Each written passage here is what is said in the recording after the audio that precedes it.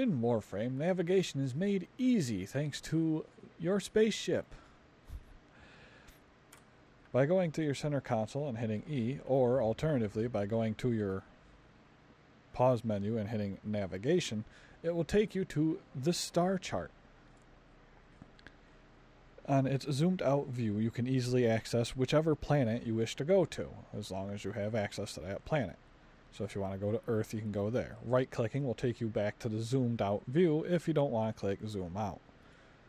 You can also drag the map around by holding down the left mouse button. This could be tricky by accidentally clicking on something and launching a mission, but it is possible. Many planets will have something called Junctions, with extra tasks that you can complete in order to gain more rewards. For example, if you wanted to go from Earth to Mars, you would want to complete the Mars Junction, which has 4 bonus tasks ranging from defeating X number of enemies, playing certain mission nodes, or doing things that could be accounted for anywhere, such as completing any alert mission, regardless of where it is. By doing all these tasks, you will be given the full set of rewards for that, which is usually a weapon blueprint, sometimes a quest mission reward, and also something like a segment, in this case the Void Relic segment, which is used for the new Void reward system.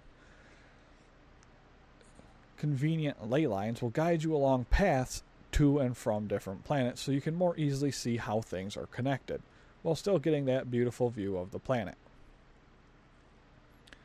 Should you decide that you don't want to zoom out all the way and still travel to other planets, you can just click on the To Planet button to do it. Some of these junctions will also kind of navigate you flow-wise to another planet. For instance, the Ceres junction has a goal to complete the boss fight on Phobos, so it might guide a player more towards Phobos before going to Ceres. This flow is convenient for a new player as it will kind of help guide them around and understand how the different things are connected to each other. With the new Void system in place, the Void is now its own individual area with which you can play missions. These are unlocked much as any other place, wherein you pick a mission, you play the mission, complete the mission, and then unlock the next node that is attached to it.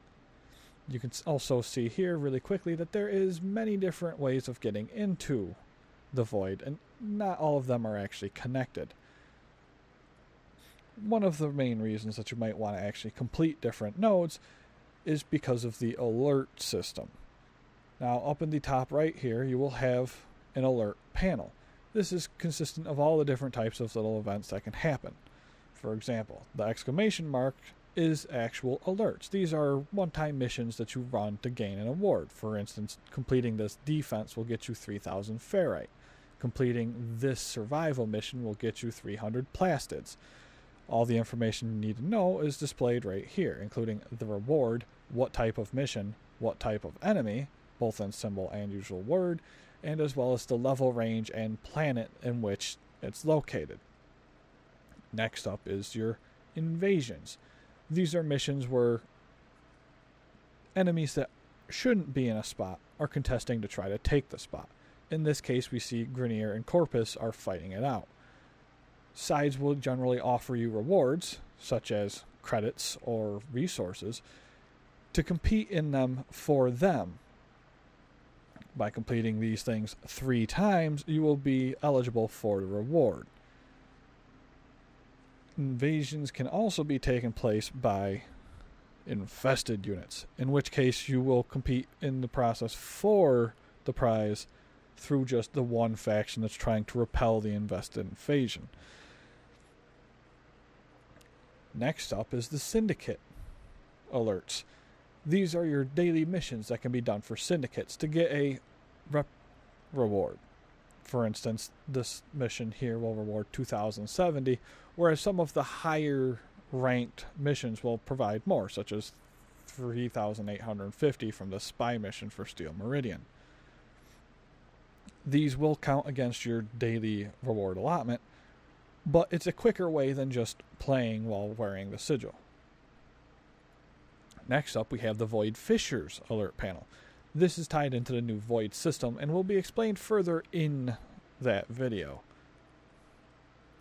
And finally, we have the Sortie Panel, which is aimed at high-level content for players that have been around for a while and can contest with these things using their mods and higher-level frames and all of that sort of thing.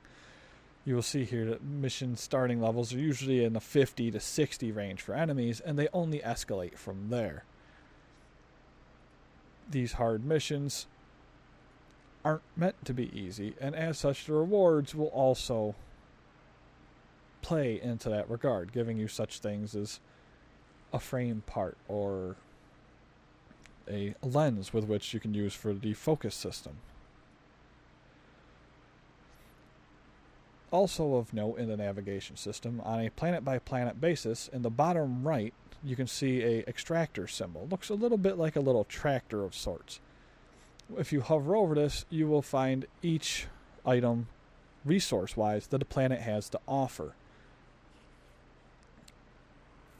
such as neurodes, detonite ampules, ferrite, rubido, all these materials that will change from planet to planet as you go around and look at them. This is handy if you're searching for a specific material because you need it to craft something. That is the overview of the navigation system in Warframe.